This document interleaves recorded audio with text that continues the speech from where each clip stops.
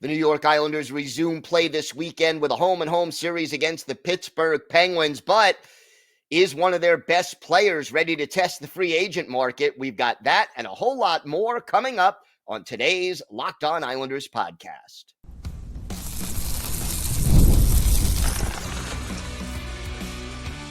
Your Locked On Islanders, your daily podcast on the New York Islanders. Part of the Locked On Podcast Network, your team every day. Welcome, everybody, to the Friday edition of the Locked On Islanders podcast, part of the Locked On Podcast Network, your team every day.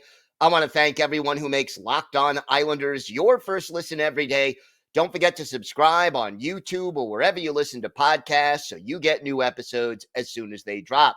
Today's episode is brought to you by Game Time. Download the Game Time app, create an account, and use code LOCKEDONNHL for $20 off your first purchase. Well, the Islanders resume play Saturday and Sunday of this weekend, a home-and-home series with the Pittsburgh Penguins. And yet, before we even get to that, and we will discuss it a little bit later on in the show, but rumors going around about some of the Islanders players and their future on the island, and we definitely need to talk about this. Brock Nelson is now rumored to, well, let me put it this way, Pierre LeBrun of The Athletic, definitely somebody who is well connected around the NHL universe. He basically published on Thursday an article that said that Nelson, quote, intends to test free agency on July 1st, which means that it is more likely that Nelson will be traded at the trade deadline, or should I say that he should be traded at the trade deadline, because Brock Nelson, look, if I'm Brock Nelson, I definitely want to test free agency. Nelson is 33. This is his last chance to make a fairly lucrative contract. Anything he signs after this year will be one of those 1 or 2 year deals for a veteran who's going to make less money. And, he could still make $3, $4, $5 million a year, don't get me wrong, but his days of $7 million, $8 million, this is his last chance to cash in big and cash in for multiple years. And let's face it, if I'm an objective observer of this team, if I'm the agent of Brock Nelson, I'm telling him that you're 33 years old. The way this Islanders team looks right now, they're about to retool or even rebuild. And if that is indeed the case, then you're going to be how old by the time the Islanders are once again ready to make the playoffs and contend for actually winning a playoff series and maybe even win a Stanley Cup? So if Brock Nelson wants to win a Stanley Cup during his NHL career, testing the free agent market makes more sense than re-signing with the Islanders. It also makes more sense if he wants to maximize money. I doubt the Islanders will pay him as much money as he would make if he hits the open market. And I'll be even clearer about this. The Islanders, based on where they're at right now, should not sign Brock Nelson to as lucrative and as lengthy a deal as he might be able to get on the free agent market. Nelson and his agent would almost have to know that if they decide to sign with the Islanders, that there will be some kind of a hometown discount built in, because there will be no bidding war. And based on where the Islanders are at, I cannot imagine any sane, even level-headed general manager giving Brock Nelson more than a 3-year deal, 4 years max, to stay with the Islanders. Now, could I possibly see Lou Lamoriello doing more than that? Unfortunately, I could, but I'm speculating here. To me, if you're re-signing Brock Nelson, it should be a 2 or 3 year deal. And, maybe at $6 million a year for 2 years or 3 years. Maybe I'd go $7 million for 2 years, but if I'm Brock Nelson, and especially if I'm Brock Nelson's agent, I can get $7 or $8 million a year on the open market, probably for more than 3 or 4 years if there's a bidding war and I play my cards right. Now, the same article in The Athletic asked some of their expert commentators, where they feel that Nelson might go. And, 2 of them took a stab at it. Pierre LeBrun said the Dallas Stars would be a really good place for Nelson to end up. And, I could see the Stars. They are a contending team for sure. Feeling like they want to add Brock Nelson. And then Chris Johnston, who co-wrote this article with LeBrun, kind of went in a different direction and said the Minnesota Wild. Now, this is his home state. It would make sense for Brock Nelson if he wants to go back there. It would also require Bill Guerin to do a little work on the salary cap. That's without question, because it's kind of tight right now. But we already know one thing. Guerin, who is the general manager of the Wild, also put Brock Nelson on Team USA for the Four Nations face-off. So he obviously likes Brock Nelson.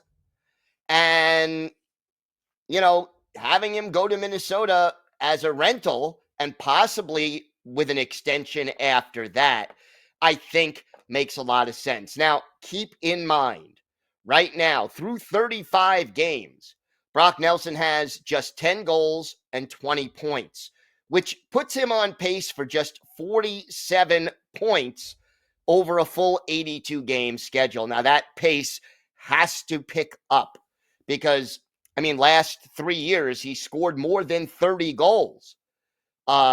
47 points would be really, really bad. I don't anticipate, even with the messy situation that the Islanders have in their lineup right now, that Nelson will continue to be this ineffective offensively.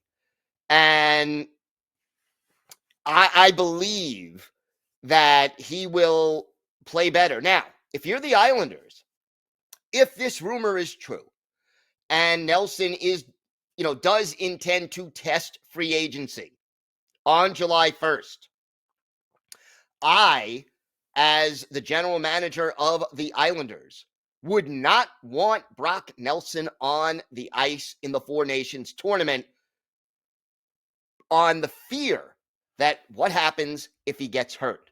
And Islander fans, you'll remember John Tavares suffering a season-ending injury in the Olympics about a decade ago.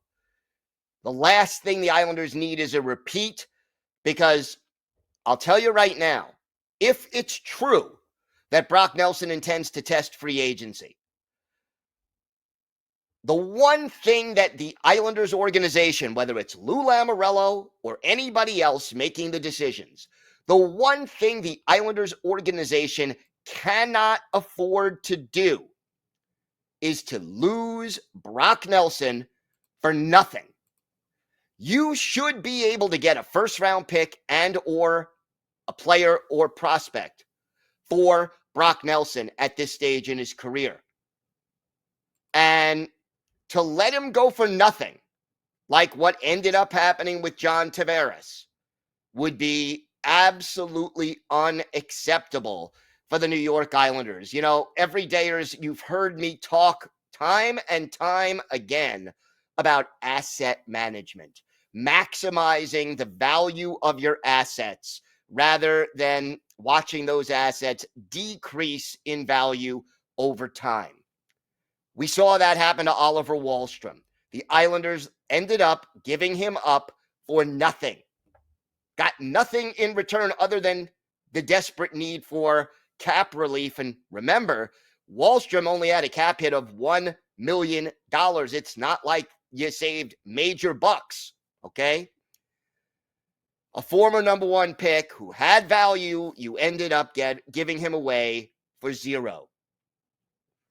With Brock Nelson, who has led the Islanders in goals scored in each of the last 3 seasons, you need to get maximum return. And if that means saying to Brock Nelson, you will not play in the Four Nations tournament because we are not risking an injury to you, so be it.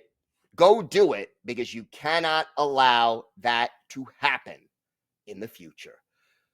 We have got a lot more to get to. We're going to talk a little bit about Cole Eiserman as the World Juniors got started Thursday. We'll talk about what he and Danny Nelson did there. We'll also talk a little bit more about what the Islanders need to do at the trade deadline. And we'll preview this weekend's home-and-home series with the Penguins. We've got all that and a whole lot more coming up on today's Locked On Islanders podcast. Today's episode is brought to you by your friends at Prize Picks. If you love sports, you're going to love Prize Picks, the best place to turn your sports knowledge into real money.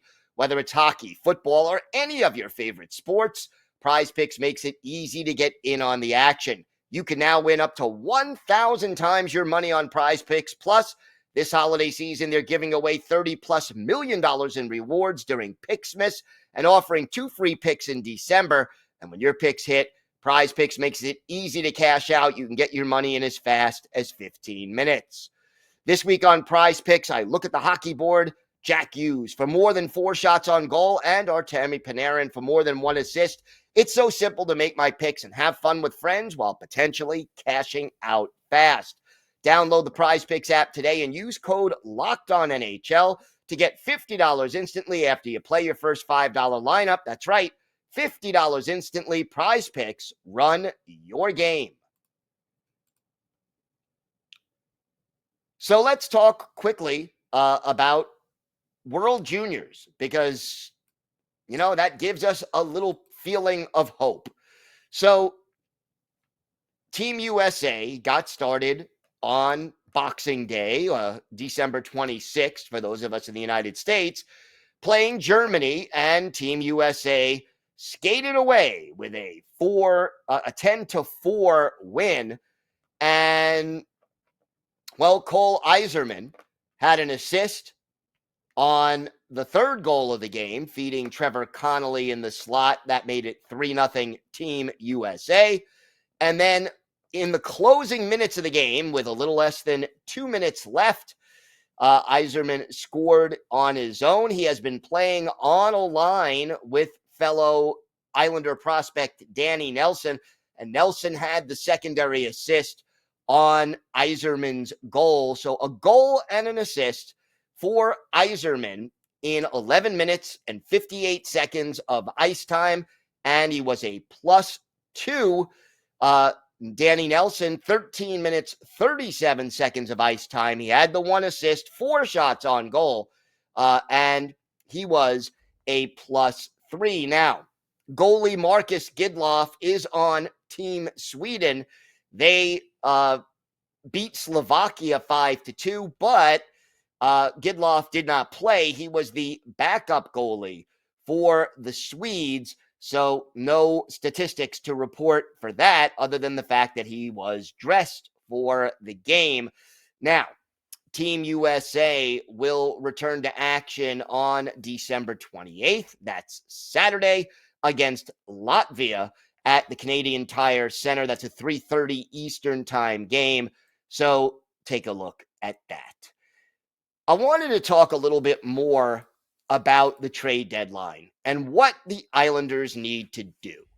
And I feel like what we've seen in the first 35 games of this year tells us without too much hesitation that the New York Islanders have to retool. And, I've been saying for a long time this team needs to get younger, faster, and more skilled. And it's more than that. We have seen this team go through 2 coaches now, Lane Lambert, Patrick Waugh. I hate to say it, but the results have been more or less too similar. And while I am not trying to diss Patrick Waugh as a coach, just like when Lane Lambert was let go, and I said, look, I'm not saying Lane Lambert is a bad coach. I just think he's not the right guy for this team at this time.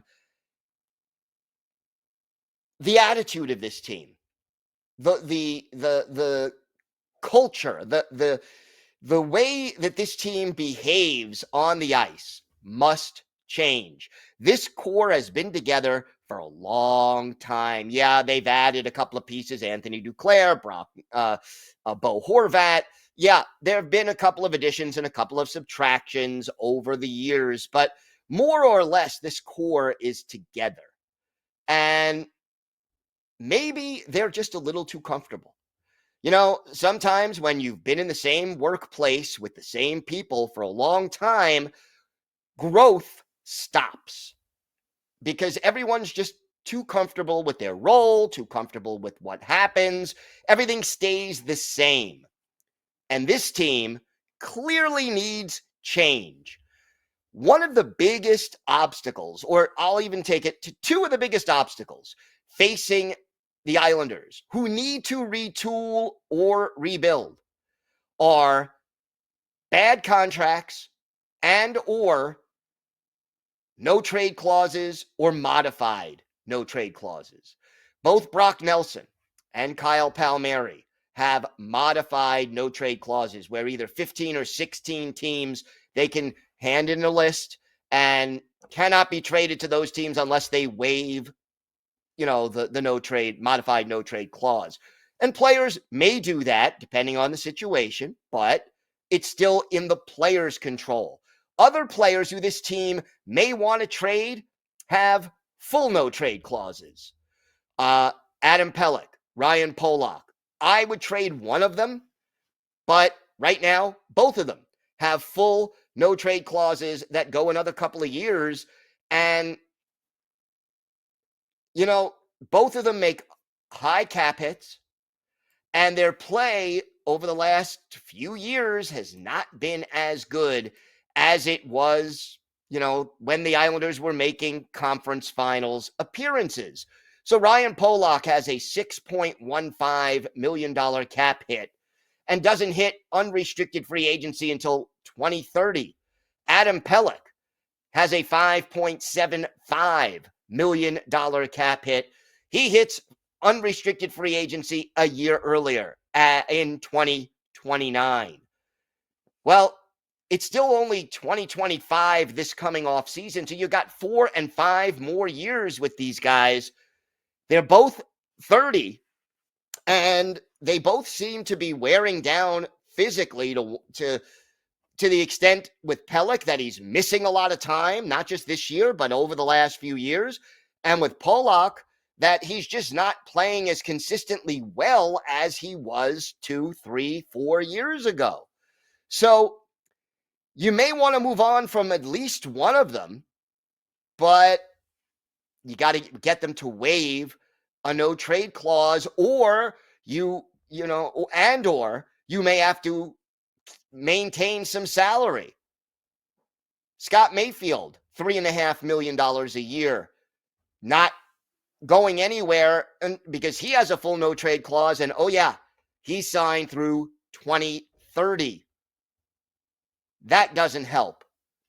JG Pageau, another year on his contract. Anders Lee, another year on his contract. Don't even get me started about Pierre Engvall, who has 5 more years after this year on his contract. Now, the Islanders may buy out Engvall. That would mean probably having to pay him for another 10 years with a slight, salary cap hit over that time, but it's better than having a guy being paid $3 million for the next 5.5 years who's barely going to see the ice and doesn't play the way the coach asks him to play. The problem is there are just too many guys with no trade clauses, modified no trade clauses. It's a big obstacle. And remember, you've got to re-sign some of your own restricted free agents. Noah Dobson, Alexander Romanov, Max Siplikov, Simon Holmstrom. Those are your big restricted free agents. And oh yeah, all 4 of them have arbitration rights. So it is not going to be easy, whether it's Lou Lamoriello or his successor. And don't get me started on the fact that it's overdue for that to change, especially if Lou refuses to retool. These are obstacles that Lou Lamoriello set up that need to be overcome in order to successfully trade away some of the players that need to be moved on from in order to retool and make this team a contender again. Let's see if Lou or his successor is willing to make the moves that need to be made, because this team needs to change. The roster, the culture, the atmosphere, the expectations need to change. This team is in a rut. We're seeing the same mistakes happening year after year after year. A year ago, hey, the Islanders, they're wearing out their starting goalie. They have trouble clearing the zone. The penalty kill is really not good, and they have trouble finishing. Same thing this year. Same thing the year before. It's got to change as the roster gets older.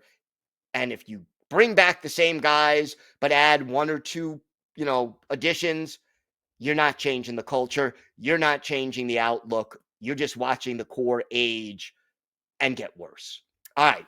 More to get to on today's show. We'll preview both of this weekend's games. They're both with the Pittsburgh Penguins. So make sure you join us for that. And I forgot to give the clue for today's Islanders birthday of the day. We're talking about a center who played 12 games with the Islanders during the 94-95 season. He was an Islanders draft pick who attended the University of Minnesota Duluth. We'll see if you can guess who that is. We've got all that and more coming up on today's Locked On Islanders podcast.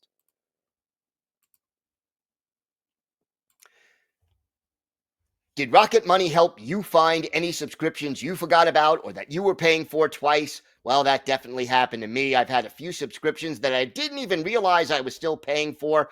Rocket Money made it so easy to track them all down. It's like having a personal assistant for your finances. Rocket Money is a personal finance app that helps find and cancel your unwanted subscriptions, monitors your spending, and helps lower your bills so you can grow your savings. It brings everything together in one place, whether it's subscriptions, your spending habits, or even the goals you want to hit this year. Rocket Money has over 5 million users and has saved a total of $500 million in canceled subscriptions, saving members up to $740 a year when using all the app's premium features. For me, one of the best features is the subscription tracker. I've used it to cancel services I wasn't using anymore, and I've already saved a ton. Plus, with their goals feature, I've been able to automatically set money aside for my future. No more stressing about budgeting every month. Cancel your unwanted subscriptions and reach your financial goals faster with Rocket Money. Go to rocketmoney.com/lockedon today. That's rocketmoney.com/lockedon, rocketmoney.com/lockedon. Thank you for making Locked On Islanders your first listen today. For your second listen, find Locked On Fantasy Hockey. Become a fantasy hockey expert and get the edge over your league mates with daily tips from hosts Steele and Flip. Find Locked On Fantasy Hockey on YouTube or wherever you listen to podcasts. It's part of the Locked On Podcast Network, your team every day. So, Islanders and Penguins with a home and home. Both teams going to be equally rested.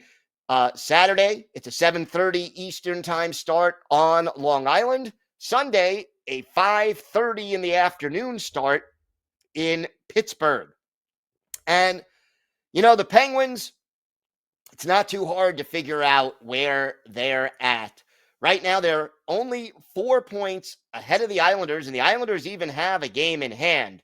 But the Penguins are 1 game over 500. The Islanders are 2 games under 500. For the Penguins, special teams have been good to them. They're 7th on the power play, 9th on the penalty kill. Compare that to the Islanders, who are dead last in both. And then you have the goals scored.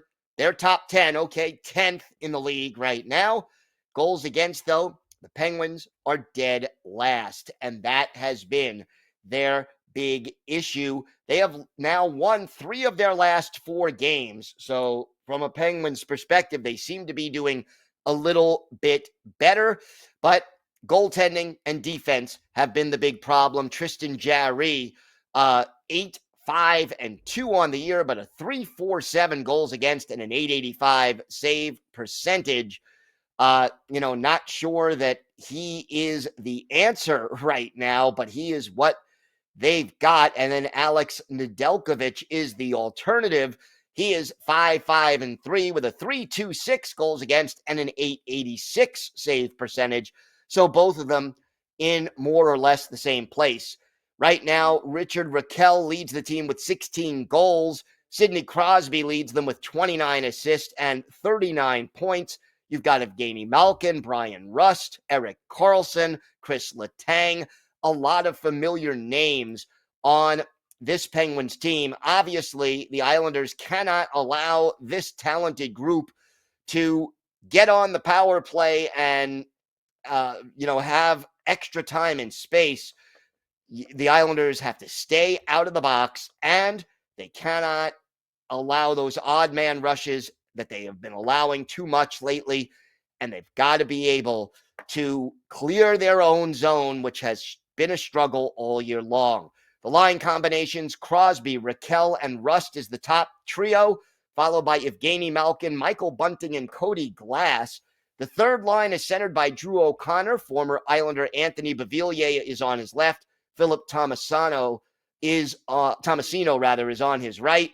And then it's Blake Lizotte centering Matthew Nieto and Joel Asciari. On the fourth line, Pierre-Olivier Joseph and Chris Letang are the top pair. Matt Grzelcyk and Erik Karlsson, the middle pair, and Ryan Graves and Ryan Shea, the 2 Ryans, are the third pair. Again, the goalies, Jarry and Nedeljkovic, because it's a back-to-back, odds are we will see both of them over the course of these 2 games. The big question is, will the Islanders stick with Ilya Sorokin in both games, or will they go with Marcus Hogberg in at least one of them? In my opinion, they've got to give Sorokin a rest in one of these 2 games. But again, if Varley isn't ready to come back, and there's no indication yet that he is, somebody else has got to be able to step in. All right.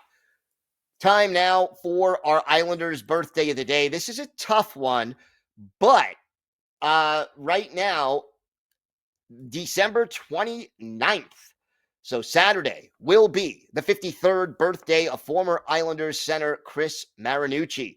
Marinucci, a native of Grand Rapids, Minnesota, 5th-round pick of the Islanders in 1990, spent 4 years at University of Minnesota Duluth, and joined the Islanders during the lockout-shortened 94-95 season, played 12 games with the Isles, had a goal and 5 points, 2 penalty minutes, and was a -1, did win an IHL champion with the Denver Grizzlies, who were the Islanders farm club, and coached by Butch Goring.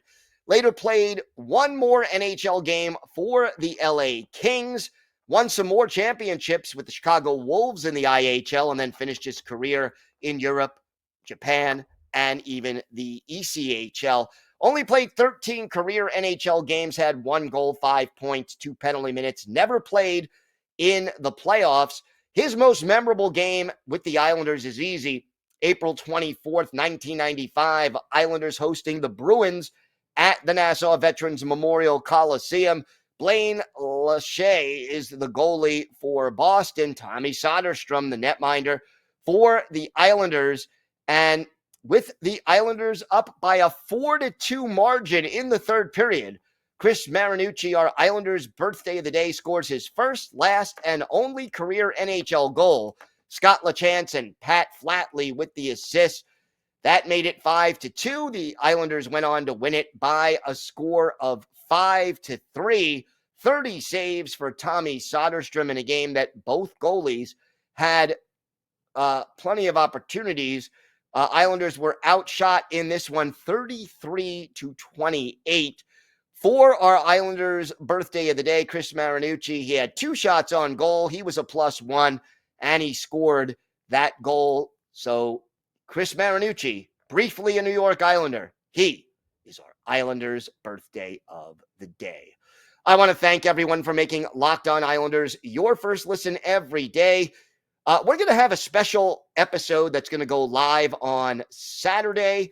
It's a crossover episode with my good friend Hunter Hodes of Locked On Penguins.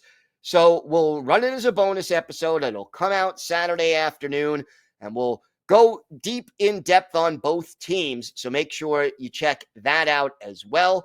If you have a question, a comment, maybe a topic you'd like us to discuss on a future episode, email us at lockedonislanders@gmail.com. And if you leave your first name and where you're from, we're happy to mention you on the show when we discuss whatever's on your mind. You could also follow the show on X at Locked On Isles, and you could follow me, Gil Martin, on X at Ice Wars, NYR, VSNYI.